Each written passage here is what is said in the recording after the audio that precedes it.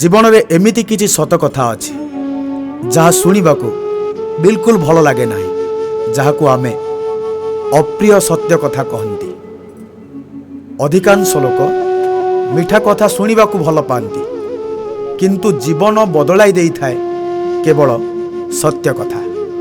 सत्य तिक्त हो पारे, किंतु से तिक्तता मध्यरे लुचि रही थाए जीवनर सबुठारु बड़ शिक्षा।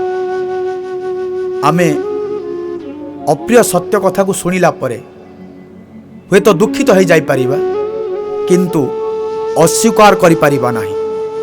प्रथम सत्य हेउची दुनिया आपणक दुख पाई अटकी रहिबो नाही। आपण कांदंतु किंबा हसंतु, समय निज गति रे गड़ी चलिबो। सेथिपाई निज जीवनर दायित्व निजको नबाकू पड़िबो। द्वितीय सत्य हेउची आपण जेते उपकार करंतु ना काहेकि समस्ते आपणଙ୍କୁ मने रखिबे नाही।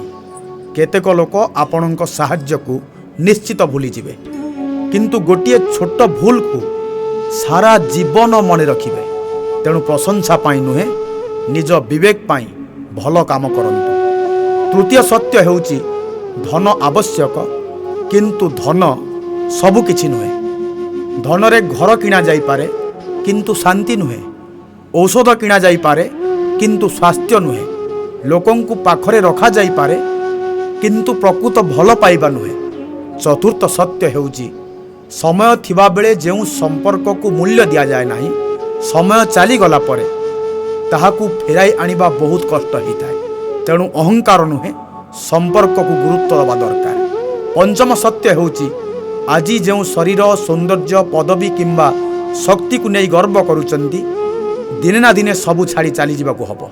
शेषरे रहिजिबो केवल आपणक कर्म और आपणक सुनाम। तेणु भल कर्म जीवन में किछि करिबा दरकार। सेथिपाई जीवनर प्रकृत बुद्धिमता हेउची सत्य को ग्रहण करिबा, समयर मूल्य को बुझिबा, भल कर्म करिबा एवं नम्रता सहित बंचिबा, विवेकानुमोदित हेई बंचिबा। कारण मिठा मिछ कथा कही किछि समय पाई खुशी आमे अन्य को देई परिबा, किंतु अप्रिय सत्य कथा सारा जीवन पाई जन को शिक्षा दब। तेणु जीवन को सुंदर करिबा पाई आसंतु सत्य को स्वीकार करिबा, सत्य पथरे चलिबा, धर्म पथरे चलिबा। जीवन को श्रृंखलित करिबा पाई सत्य और धर्म को आपणै नबा।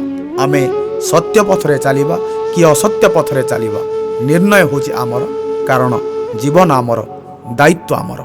एमती किछि गुणात्मक विचार कथा को जदि आपण माने शुणिबाकू चाहुचंती, अर्पण टीवी यूट्यूब चैनल को जदि प्रथम थर देखुचंती सब्सक्राइब करंतु। आपणक मतामत दियंतु, आपण मानक भल पाइबा दियंतु। एई कामनार सहित आज पई रहुछि विनोद बिहारी।